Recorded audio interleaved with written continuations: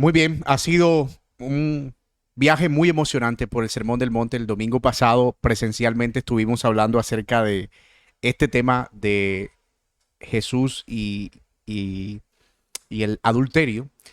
Y una de las cosas que hemos estado viendo muy claramente en estas instrucciones del Señor, que es el Rey hablando acerca de cómo es la ley en su reino, es que el Señor no solo está hablando del aspecto externo de la ley, sino que está hablando también acerca de el aspecto interno del corazón. Que los pecados no solo se producen cuando tocamos con la mano o cuando ejecutamos un acto, sino incluso en nuestros pensamientos y en nuestros corazones.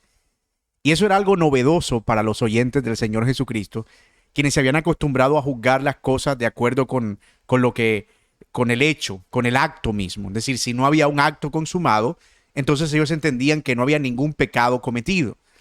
Y a veces nosotros podemos caer en ese mismo error, en esa misma equivocación, y eso trae consecuencias terribles para nosotros porque estamos ignorando por completo que Dios no solo ve los actos, sino que Él también ve las intenciones de nuestro corazón. Y en esa misma línea, el tema del domingo pasado nos quedó cortado, porque aunque el Señor Jesucristo está hablando del tema del adulterio, Él aborda las dos formas en las que los fariseos que vivían en los tiempos del Señor Jesucristo estaban violando el mandamiento.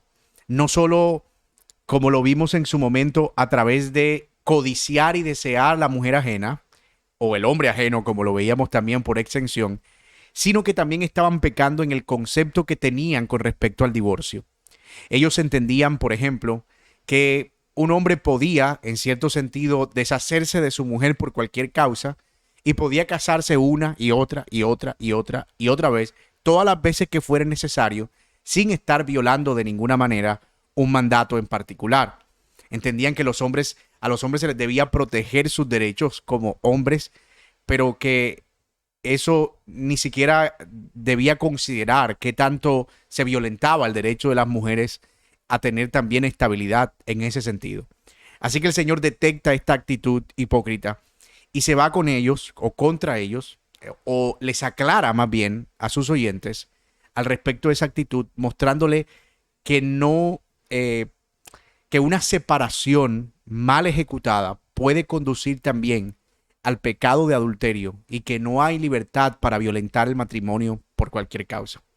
Y es de eso de lo que vamos a estar hablando en la tarde de hoy.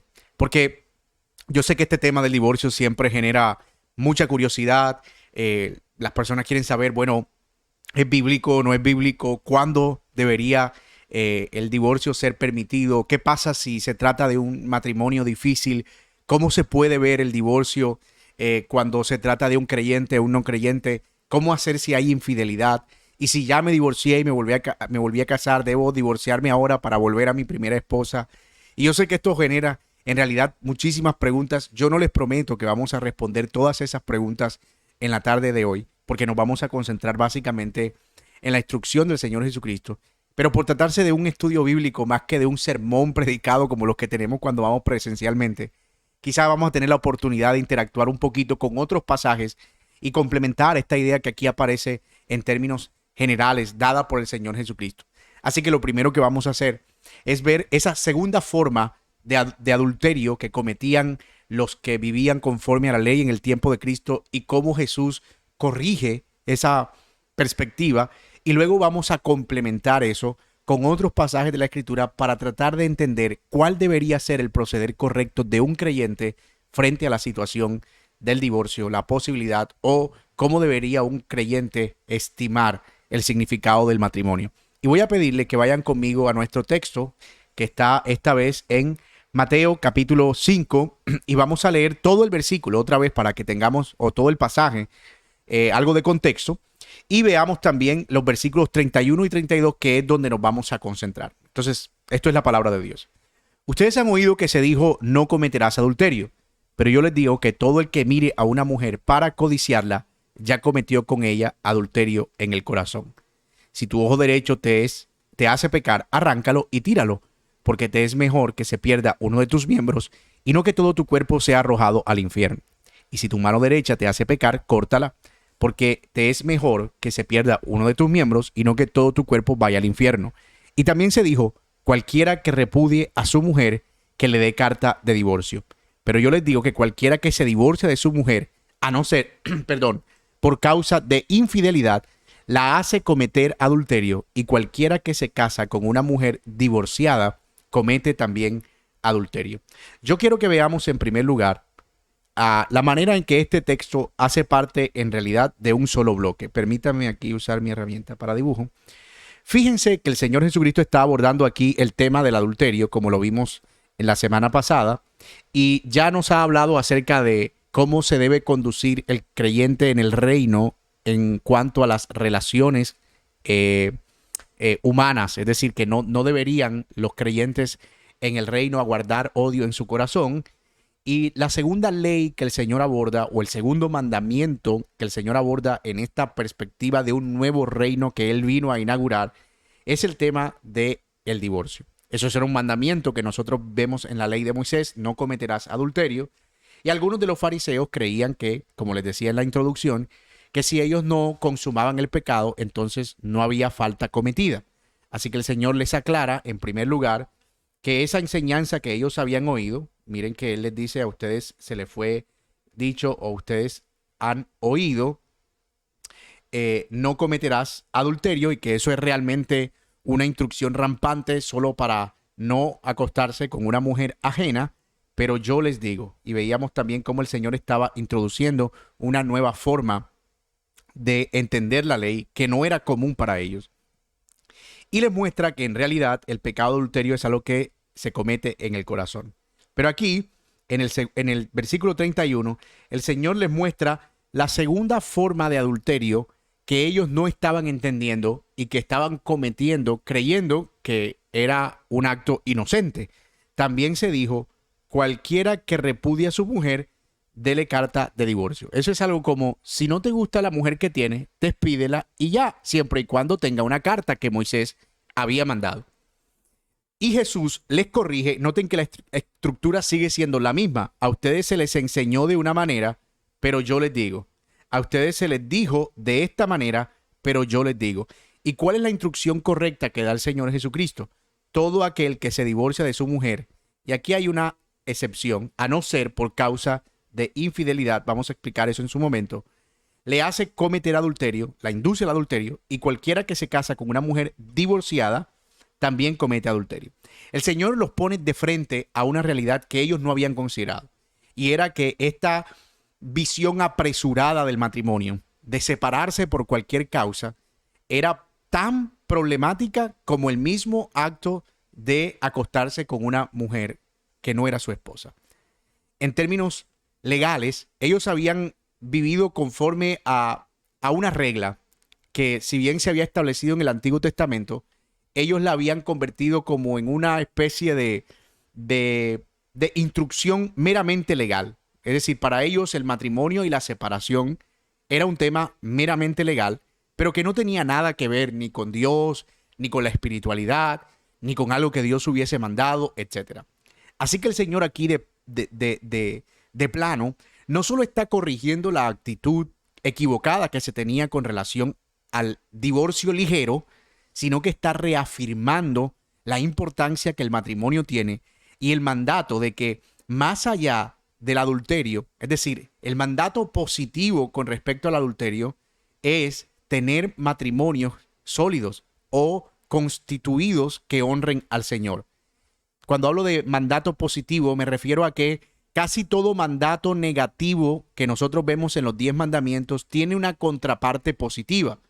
Por ejemplo, el mandato de no robar en Efesios 6, en Efesios 4 dice, el que hurtaba no hurte más, sino trabaje. O sea, el mandato positivo de no robar es trabajar. El mandato positivo de no matar es ama a tu enemigo como a ti mismo.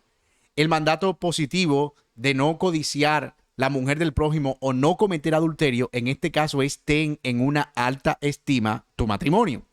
El Señor está validando ambas cosas.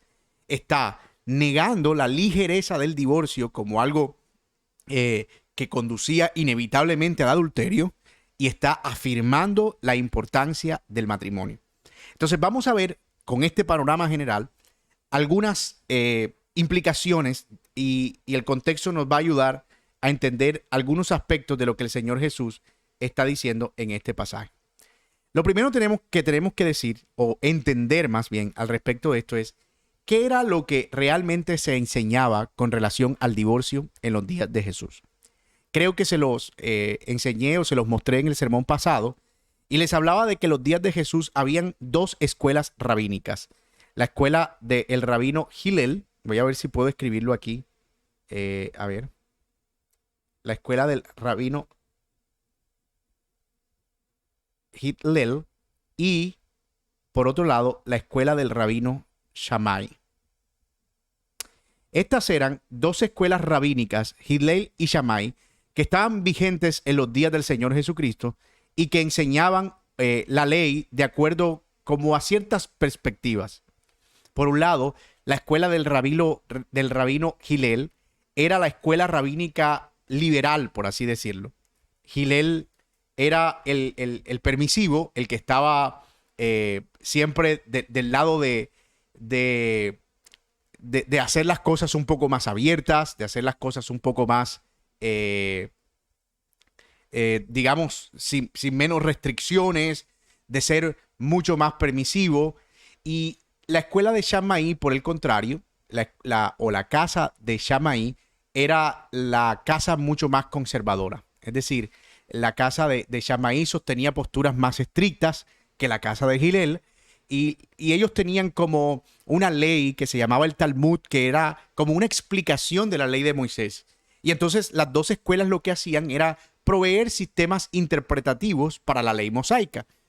Como les dije, Hillel tenía una escuela más liberal, más abierta, más permisiva. Shammai era mucho más estricta. Así que cuando el Señor Jesucristo está diciendo aquí, a ustedes se les dijo, yo tengo una duda, ustedes están viendo mi pantalla, ¿no? Mi tablero, ¿no? Ok, ahora sí lo están viendo. O sea que yo estuve todo el tiempo hablando y ustedes no estaban viendo el tablero. Y yo rayando en el tablero también. Así es, Jonathan. Se estaba viendo el tablero ahorita, ¿no?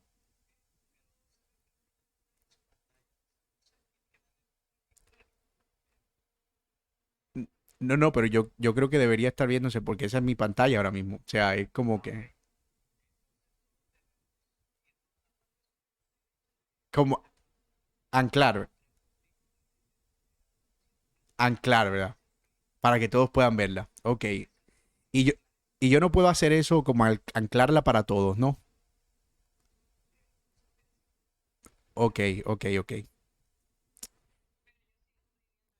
Completa. Ok, perfecto. Está bien, perfecto. Y yo estaba hasta escribiendo y todo y estaba pensando en ustedes estaban viendo la pantalla, pero está bien, no hay problema. Entonces, como les decía, esta escuela del rabino Hillel era mucho más abierta. La escuela de Shammai era mucho más cerrada.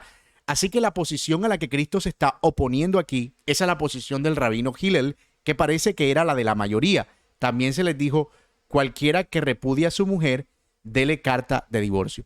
¿En qué consistía la posición de Hillel? Bueno, esta posición estaba interpretando la ley de Moisés, más específicamente en Deuteronomio capítulo 24. Ustedes pueden ir ahí rápidamente conmigo. Deuteronomio capítulo 24, donde Moisés reguló el tema del divorcio en la ley. Dice el capítulo 24, esto es lo que la ley decía regulando el mandamiento con respecto al matrimonio, es decir, cuándo era o no permitido el divorcio. Cuando alguien tome una mujer y se case con ella, si sucede que no le es agradable porque ha encontrado algo reprochable en ella y le escribe certificado de divorcio, lo pone en su mano y la despide a su casa. Aquí vamos a hacer una pausa porque aquí está el primer bache interpretativo. La escuela de Hillel tomó estas palabras. Si sucede, perdónenme, le pongo otro color aquí para que se pueda ver. Y vamos a tratar de subrayarlo aquí. Si sucede que no le es agradable porque ha encontrado, y aquí es donde está la palabra clave, algo reprochable. Algo reprochable. ¿A qué se refiere la Biblia era la pregunta que se hacía en las escuelas de Hillel y Shammai con algo reprochable.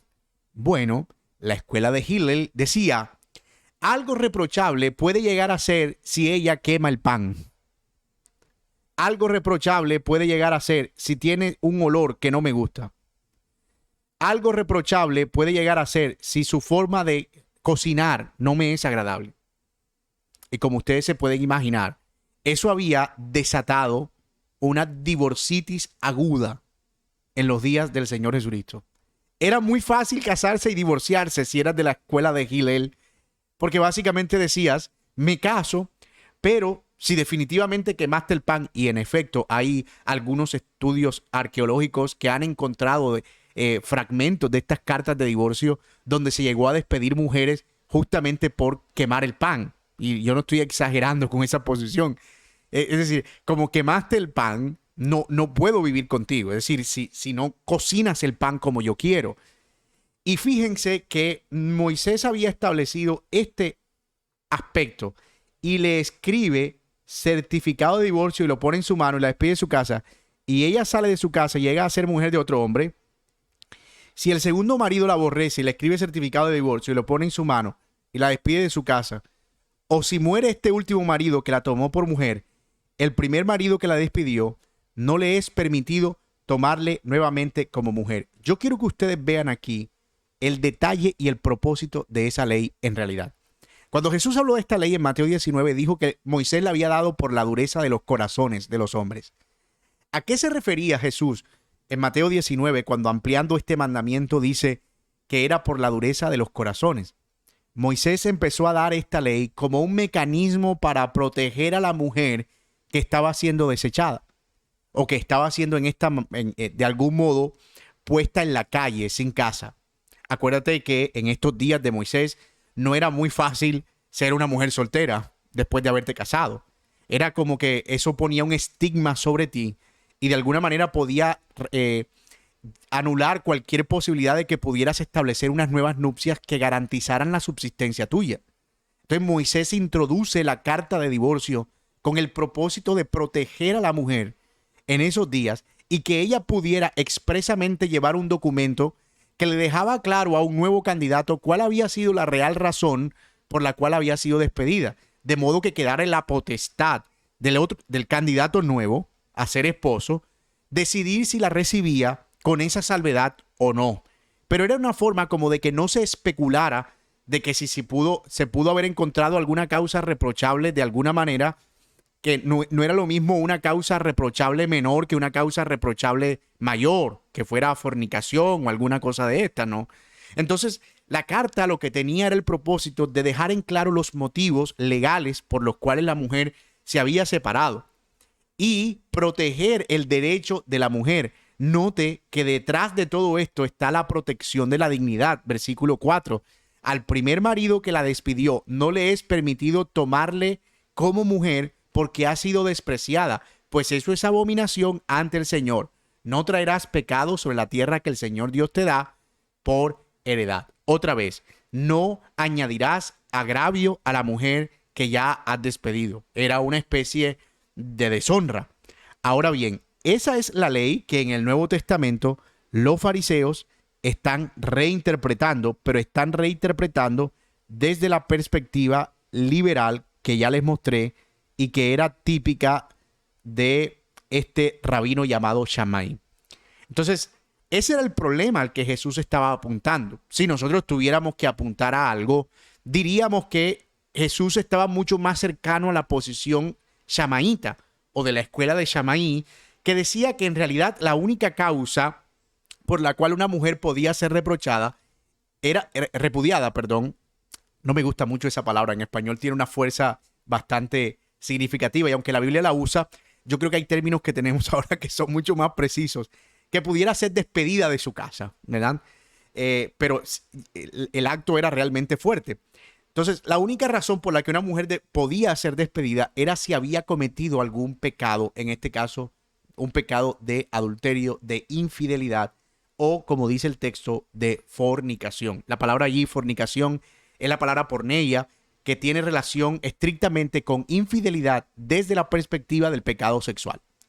Es decir, la única razón en la que se puede llegar a dar un caso en el que se despida a una mujer debe ser porque ha cometido pecado sexual. En otras palabras, no hay razón para convertir el divorcio en un instrumento para satisfacer el placer de los hombres o en un recurso que le permite a los hombres ir buscando y buscando y buscando, oyendo de mujer en mujer en mujer, porque eso socava la dignidad del matrimonio, socava la dignidad de Dios, perdón, de la mujer, y de paso socava la dignidad de Dios.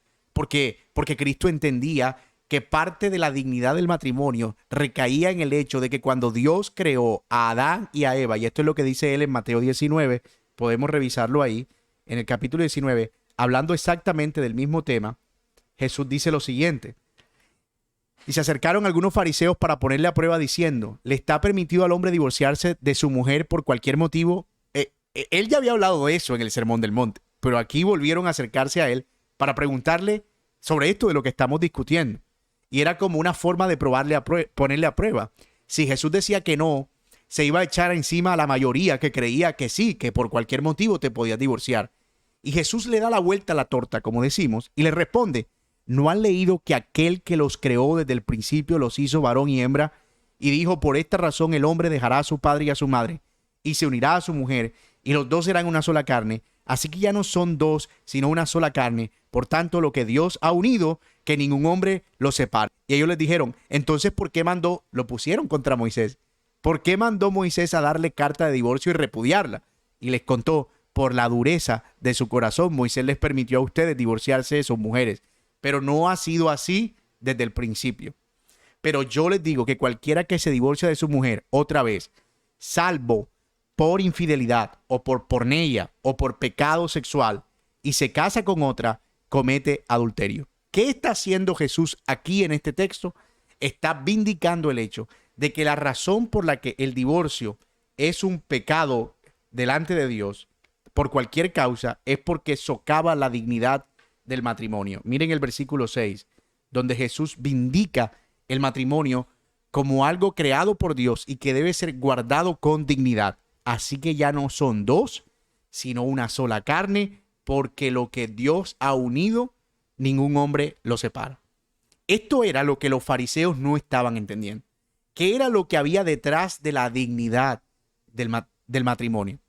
Para ellos era más importante el tener la posibilidad de poder casarse cuantas veces quisieran que ver el matrimonio como algo que Dios había diseñado con un propósito especial y específico. Y otra vez, este es Jesús volviendo al corazón de las cosas, volviendo al corazón, en este caso, de la ley.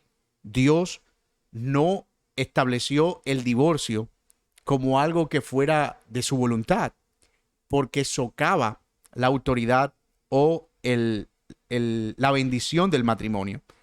Y como les dije, es en armonía con lo que él está desarrollando en todo este capítulo 5. No se trata solamente de lo que hacemos, sino de la motivación, de lo que está detrás de eso. Cuando yo veo el divorcio como una puerta de escape, lo que yo estoy pensando es que el matrimonio no es significativo. Y ahí es donde está realmente el pecado, si es que yo me quiero ir por cualquier otra causa. Es decir, un hombre que se divorcia o una mujer que se divorcia con el propósito simplemente de establecer unas nuevas nupcias porque simplemente quiere tener unas nuevas nupcias, no está pecando tanto por el acto mismo de irse y casarse de nuevo, sino por menospreciar y despreciar la dignidad del matrimonio, por no entender lo que significa el hecho de que Dios le atribuya a eso una bendición especial. Pablo, explicando el misterio del matrimonio, dijo que el matrimonio es una representación especial de la relación de Cristo con su iglesia. El matrimonio no existe por ninguna otra razón que no sea reflejar algo de la gloria de Dios, y por eso debe ser tomado en serio. Hace unos días estaba lidiando con la situación de una situación de un matrimonio X, para preservar sus nombres. Y ella es una mujer de avanzada edad y él cometió pecado sexual y no una, ni dos, ni tres. Y por más que se le perdonó, él realmente nunca se arrepintió de su pecado. Y yo creo que ella tenía una causal válida para la separación. Y ella decía, será necesario que yo me divorcie y y definitivamente me separe en los vínculos legales con él. Y yo le hacía una pregunta, yo le decía, ¿quiere usted iniciar una nueva vida en el futuro con otra persona? Y él me decía, no, no, no, yo no estoy pensando para nada en eso. Ok, porque tal vez puede ser que a menos que no sea estrictamente necesario y a menos que el vínculo no sea realmente problemático, va a ser muy complicado porque la carta de divorcio lo que hace es liberarla a usted de un compromiso para que pueda unirse a otro en aras de su protección. Pero teniendo usted sus necesidades cubiertas y estando completamente amparada, él ya rompió el vínculo matrimonial. Es decir, que el trámite legal es opcional en realidad. Usted pudiera tomarlo o no tomarlo. Y ella decía, bueno, la razón, yo lo voy a tomar. Yo creo que no quisiera tan solo tener ni siquiera tener un vínculo legal. Y yo le decía, pues bueno, está perfecto, pero es importante entender, y en este caso está perfecto porque la causal era una causal válida, pero es importante entender que ese acto legal de divorcio no es lo que está disolviendo el matrimonio. El matrimonio se disolvió ya cuando él violó el pacto matrimonial teniendo inmoralidad fuera del matrimonio. El pacto matrimonial ya estaba roto. Lo que usted está buscando es la formalización de la ruptura en términos legales. Y allí es donde está el meollo del asunto, que los fariseos solo estaban pensando en el aspecto legal, meramente documentario del asunto. Siempre que haya una carta, no hay pecado. Y Jesús está apuntando al fondo del asunto. ¿Y el matrimonio? ¿Y la dignidad del matrimonio? ¿Y el hecho de que Dios lo haya establecido y que Él lo haya puesto como algo sagrado que representa la unión de Él con su pueblo? Esa es la pregunta a la que el Señor Jesucristo quiere llevar a su audiencia, a que puedan considerar que esto no es algo que se puede tomar a la ligera, que esto no es algo que se puede mirar como algo superficial, que en realidad es algo relacionado otra vez con la dignidad que Dios mismo le ha dado al matrimonio. Ahora, ¿cuál era la consecuencia de eso? Que es la segunda parte del versículo. Mírenlo aquí. Pero yo les digo que cualquiera que se divorcia de su mujer, a no ser por causa de infidelidad, ha cometido adulterio. Tiene el mismo sentido de arriba, cuando el Señor Jesucristo estaba enseñando acerca del divorcio por codicia, o por codiciar la mujer del prójimo, o del adulterio por codiciar la mujer del prójimo. Mírenlo ahí. No cometerás adulterio, pero yo les digo que todo el que mire a una mujer ya cometió adulterio en el corazón. Aquí otra vez. A ustedes se les dijo, cualquiera que le dé a su mujer, pues déle el documento legal, divórciese. Pero yo les digo que cualquiera que se divorcia de su mujer por una causa no válida, le hace cometer adulterio. Es decir, aquí el tema es que ambas cosas llevaban exactamente a la misma dirección. Siempre que se renuncie al matrimonio por una causa no válida, y se establezcan unas nuevas nupcias, hay adulterio. Y todavía no estamos respondiendo las muchas preguntas que hay detrás de eso, como perdona a Dios ese pecado, puede el Señor tener esperanza para un matrimonio que se ha establecido bajo esas condiciones. Jesús no está abordando ni legislando todo eso aquí. Estamos tratando de entender el pasaje en su aspecto más llano. Luego vamos a mirar algunas implicaciones, pero es importante entender qué es lo que Jesús está queriendo decir aquí. Pero no solo eso, ¿cómo es que se llega al adulterio por divorcio? ¿En qué sentido se llega a adulterio por divorcio? Se dice, comete adulterio, dice, y cualquiera que se casa con una mujer divorciada comete adulterio. En otras palabras, cualquiera que se casa con una mujer que ha sido repudiada injustamente o por una causa no válida, comete también adulterio. Es decir, está vulnerando, violentando la dignidad del matrimonio. Ese es el punto en el fondo de esta cuestión. Es decir, eso es lo que está en discusión, la violación a la dignidad del matrimonio. Dios está protegiendo aquí el matrimonio, tanto arriba como abajo. Arriba está protegiendo el hecho de que el matrimonio debe ser monógamo. No se puede tener la idea de que yo tengo una esposa y puedo desear otra, porque lo que estoy diciendo es no estoy satisfecho con esto. Dios no ha sido bueno al proveerme esta esposa y necesito buscar otra afuera que pueda satisfacerme a mí. Y lo mismo está sucediendo con el divorcio. No estoy satisfecho con el matrimonio y quiero probar otro. O sea, en el fondo es lo mismo. Es un atentado contra la dignidad del matrimonio. Ahora bien, hay algunas cosas que no están incluidas en el pasaje y que podemos ir revisando en detalle en otros textos complementarios. Pero por ahora, tratemos de volver a tener orden en nuestro texto. Jesús está dejando clara su posición. El adulterio se comete en el corazón cuando se codicia a una mujer ajena, porque estamos socavando la dignidad del matrimonio, porque estamos diciendo, esta esposa que yo tengo no me es suficiente, me gustaría tener otra. Y el divorcio no es solo cuando lo piensas, sino cuando ya lo cometes.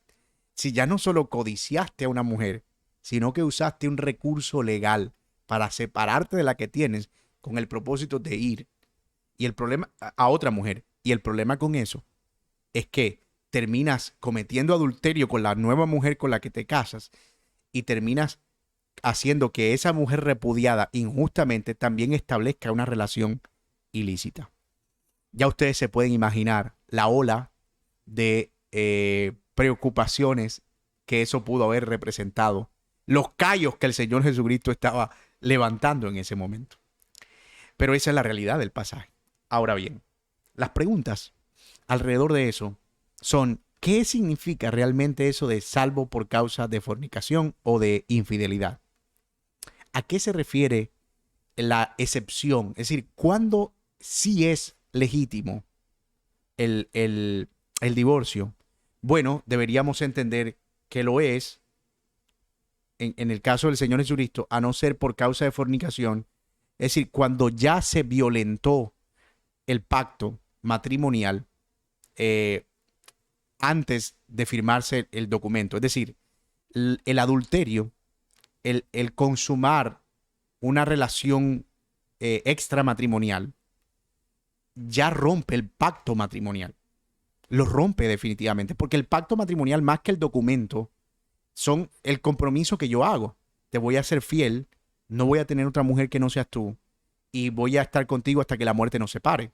Cuando alguien violenta ese pacto, tomando a otra mujer que no es su mujer, ya el pacto se rompe en ese momento. Es decir, cuando eso se consuma, el pacto se rompe, aun cuando el vínculo legal todavía exista. Entonces el Señor lo que está diciendo ahí, en ese caso, el divorcio, es decir, el trámite legal, es permitido porque ya ha habido una ruptura previa del pacto. Pero yo quiero agregar aquí que no es algo a lo que se debería llegar tan rápido. Tan rápido. Hay opciones que pueden explorarse. Y efectivamente, el pecado de adulterio no es el pecado imperdonable. El Señor perdona ese pecado. Y puede ser que un matrimonio que ha violentado el pacto pueda volver otra vez a restablecer o renovar su pacto a través del arrepentimiento y el perdón. Es decir, no debería optarse por el vínculo o por la ruptura legal. Inmediatamente se da la ruptura del pacto en términos de consumar el pecado, porque pudiera ser que exista la posibilidad de que ese pacto se recupere. Y usted dirá, ¿y de dónde saca usted eso? ¿Por qué debería ser así? Porque es exactamente lo que Dios hace. Si el matrimonio es el resultado de la relación de Dios o la representación, la recreación de la relación de Dios con su pueblo, ¿ha alguna vez el pueblo de Dios fallado al pacto de Dios? Bueno, tienes que revisar el Antiguo Testamento para darte cuenta las múltiples ocasiones que el pueblo de Dios rompió el pacto. Y Dios siempre se inclinó al pueblo para que el pueblo volviera y se arrepintiera y renovara su pacto con el Señor. Es decir, si Dios hubiese procedido a desechar inmediatamente a su pueblo cuando pecó, no hubiese existido pueblo ni existiría pueblo de Dios, ni siquiera hoy en día. Así que cuando nosotros pensamos en el matrimonio como tal y se presenta la ruptura del pacto, en el contexto de dos creyentes, lo que deberíamos intentar primeramente, antes de proceder a la formalización de la ruptura a través del divorcio, es, mira, hay una causal válida. Podrías irte y divorciarte y volverte a casar. Y es posible que hasta legal sea, pero vamos a tratar de que se pueda mediar perdón y arrepentimiento. Vamos a buscar la reconciliación en primer lugar, porque Dios es más glorificado cuando reclamas el derecho legal, cuando hay reconciliación que cuando reclamas el derecho legal. Dios es más glorificado si puede haber perdón y reconciliación, porque eso es una muestra de lo que Él haría, que si solamente acudes a la justicia y al derecho, que es lo que Él siempre se ha rehusado a hacer. Si Dios hubiese actuado con justicia desde el principio con nosotros, ninguno de nosotros estaría aquí, empezando desde el que habla. Si Dios hubiese usado su derecho de castigarnos a nosotros por nuestro pecado, ni siquiera ninguno de nosotros estaría. Esta sería una reunión inexistente. Pero Dios, que es lento para la ira, también es grande en misericordia y siempre explora la misericordia antes que el perdón. Los dos creyentes, si esto pasa entre dos creyentes, deberían ser llevados a un proceso de reconciliación, de arrepentimiento, de volver a la palabra, de recuperar la confianza, de todo el camino largo que eso puede representar. Pero es posible que eso pueda llegar a ser. Es posible que Dios pueda ser más glorificado en una reconciliación que en una ruptura legal, por muy beneficiosa o por muy pertinente que pudiera llegar a ser. Esa es la palabra, por muy pertinente. Entonces, esa es la primera cuestión que debemos enfrentar, ¿verdad? Que una cosa es la ruptura del pacto y otra cosa es la formalización de esa ruptura a través del documento legal del divorcio. Y hemos dicho también que la ruptura del pacto a través del pecado de adulterio o de infidelidad no debería llevar necesariamente e inequívocamente a la formalización a través del divorcio, que se deben explorar las opciones de reconciliación antes de dar ese paso, porque Dios es más glorificado si hay perdón y misericordia que si hay justicia y uso del derecho, aun cuando fuere pertinente. Ese es el punto, en primer lugar, implícito en este pasaje y que es como relevante para nosotros.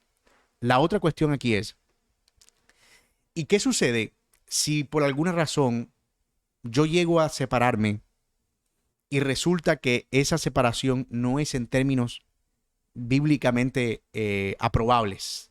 Es decir, ¿qué pasa si yo opto por el camino del divorcio, pero es un camino ilegítimo? Esa es una pregunta que, gracias a Dios, tiene un capítulo especial en la Biblia, pero fue una pregunta que le hicieron al apóstol Pablo, y si usted está ahí en su Biblia, vaya conmigo a Primera a los Corintios, capítulo 7, donde el apóstol Pablo aborda una cuestión más o menos similar. Miren lo que dice Pablo respondiendo a algunas inquietudes de los hermanos de Corinto acerca del matrimonio. Contexto. Y aquí estoy dando algunos pasajes complementarios otra vez, solo para tratar de hacer relevante el tema del Señor Jesucristo para nosotros al día de hoy, porque el Señor Jesucristo no habló todo lo que tenía que decir acerca de ese tema. Y yo sé que ustedes están aquí para responder unas cuantas preguntas. Así que por eso estamos aquí complementando ese texto de primera de Mateo capítulo 5. Permítame que me perdí aquí. Ok, ya volví. ¿Dónde estoy? Ok, ahora sí, ya volví. La iglesia de Corinto le estaba escribiendo a Pablo acerca de diversos problemas que ellos estaban enfrentando. Uno de esos problemas era el problema o el desafío con relación al divorcio y a separarse.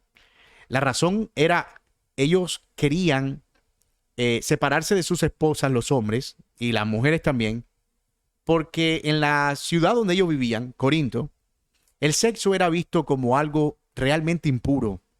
Era una ciudad bastante inmoral y algunos que habían venido de esa vida y otros incluso del mundo judío empezaron a entender que el tema de las relaciones íntimas, incluso en el marco del matrimonio, eran ofensivas a Dios.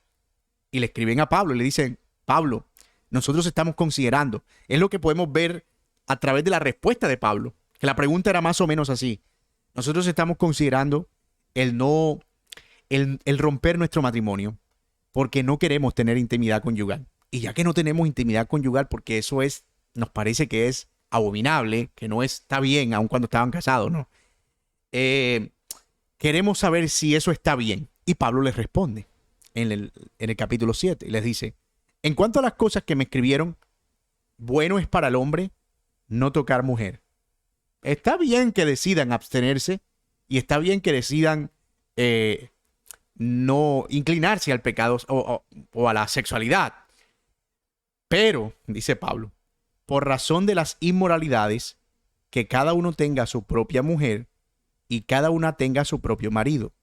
Que el marido cumpla su deber con su mujer e igualmente la mujer lo cumpla con el marido. La mujer no tiene autoridad sobre su propio cuerpo, sino el marido, y asimismo el marido no tiene autoridad sobre su cuerpo, sino la mujer. Aquí está el punto. No se priven el uno al otro, excepto en común acuerdo y por cierto tiempo para dedicarse a la oración, y vuelvan después a juntarse, a fin de que Satanás no los tiente por causa de la falta de dominio propio. Pero esto les digo por vía de concesión, es decir, esto lo digo para que ustedes se pongan de acuerdo. No les voy a decir cómo tienen que hacerlo, le dice Pablo. Sin embargo, yo desearía, sigue diciendo Pablo, que todos los hombres fueran como yo. No obstante, cada cual ha recibido de Dios su propio don, uno de una manera y otro de otra. Y noten en el versículo 10 lo que dice Pablo. A los casados instruyo, no yo, sino el Señor, que la mujer no debe dejar al marido. Pero si lo deja, aquí está el punto. Quédese sin casar. De lo contrario, y esto era de lo que estábamos hablando hace un momento, que se reconcilie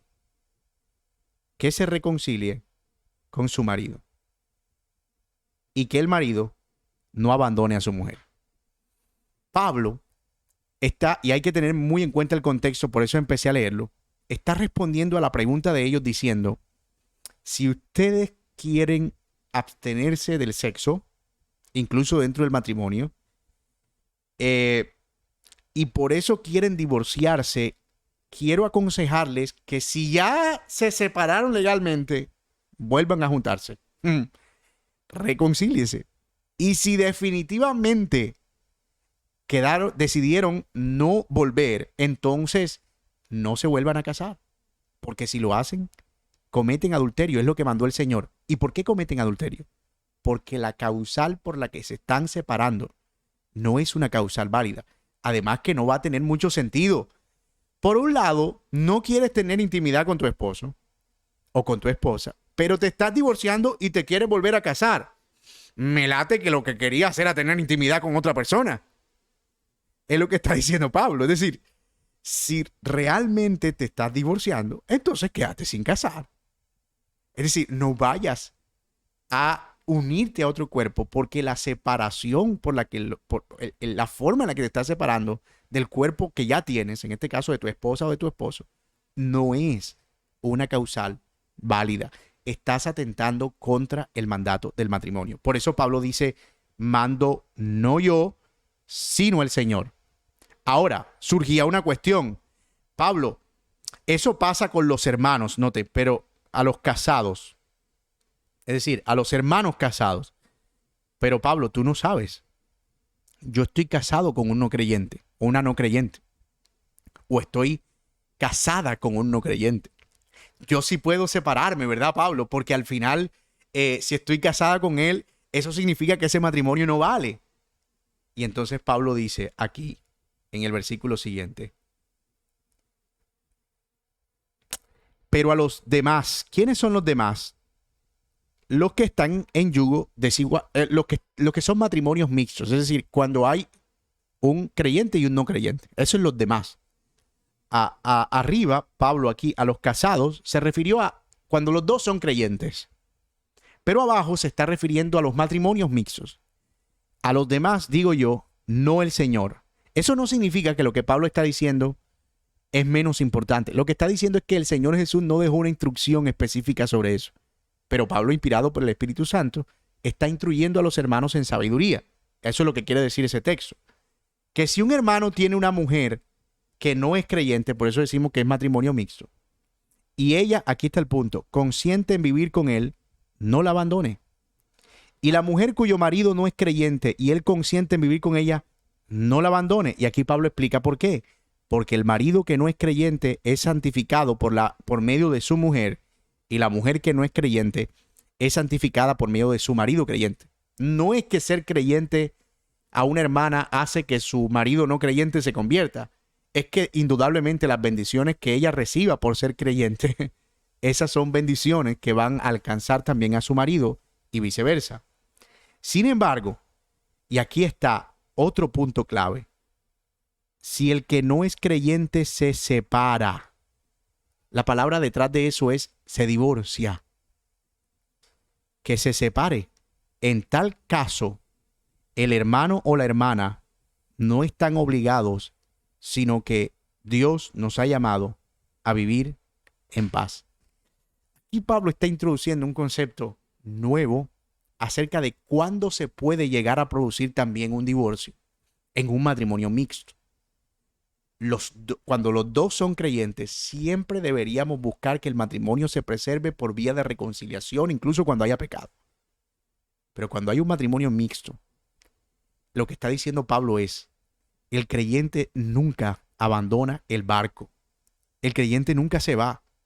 Ahora, puede suceder que el no creyente se vaya. Y entonces el apóstol Pablo dice, en ese caso, si es el no creyente el que abandona, entonces dice, el hermano puede separarse o el hermano puede divorciarse. Algunos discuten que Pablo no está hablando allí de la misma palabra, pero fíjense aquí que Pablo dice aquí, en este versículo, en el versículo 10, a los casados instruyo no yo, sino el Señor, que la mujer no debe dejar. Esa palabra, no debe dejar, es no debe separarse. Y es exactamente esta misma de aquí. Sin embargo, si el que no es creyente se separa, es exactamente la misma palabra. Arriba está diciendo, a los casados instruyo no yo, sino el Señor, que la mujer no se divorcie, que no se separe del marido. Pero abajo también la palabra tiene el mismo sentido. Sin embargo, si el que no es creyente se divorcia, pues que el hermano se divorcie, porque el hermano o la hermana no está obligada en tal caso. Puede suceder que en un matrimonio mixto, el no creyente, como dije, abandone, se divorcie. En ese caso, la hermana o el hermano no están sujetos a esa servidumbre. Ella está libre y en cierto sentido puede buscar el contrario de las nuevas nupcias, sin duda alguna. Ahora, puede suceder que en algún momento el marido diga, ¿sabes qué? Yo, como tú eres cristiana, yo no soy cristiano y tú tienes que estar obligado a vivir conmigo todo el tiempo, me tienes que aguantar todo. No, que la Biblia lo que dice es, no consiente en vivir, pero yo sí consiento. Sin embargo, hay maltrato físico y se pone en peligro la vida y la integridad. La hermana no está sujeta a servidumbre. Ahí hay un no consentimiento pasivo, aunque él diga que sí consiente en vivir. Así que no es un tema simplemente de lo que piensa, sino de lo que hace. Entonces, fíjense que hay en la Biblia algunas variedades de situaciones o de casos. Pero por lo general, lo que se procura siempre es que en medio de las situaciones que puedan surgir, la dignidad del matrimonio pueda ser preservada. Y es allá hacia donde apuntan tanto la instrucción del Señor Jesucristo como la instrucción del apóstol Pablo, que en todo momento la dignidad del matrimonio sea preservada.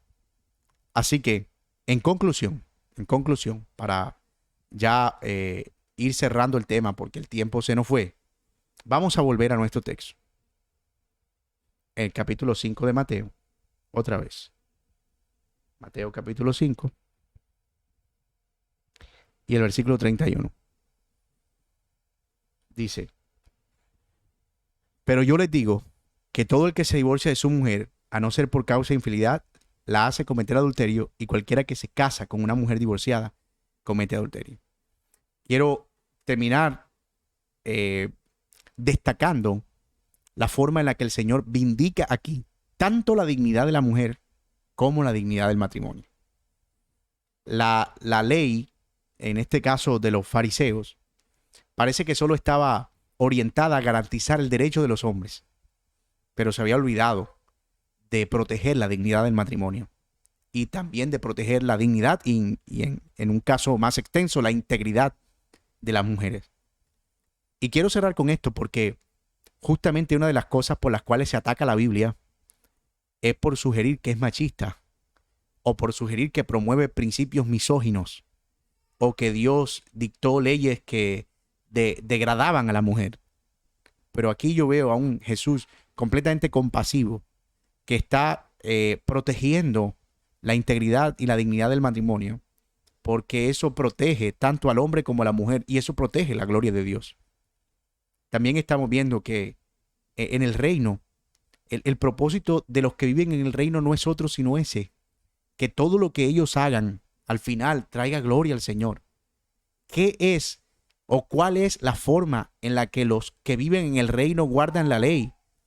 No es buscando los códigos legales para ver cuáles pueden cumplir y cuáles no. La forma en la que viven los hijos del reino, en el caso de este reino que el Señor Jesucristo vino a traer, la forma en la que viven es buscando siempre lo que trae mayor gloria al Señor.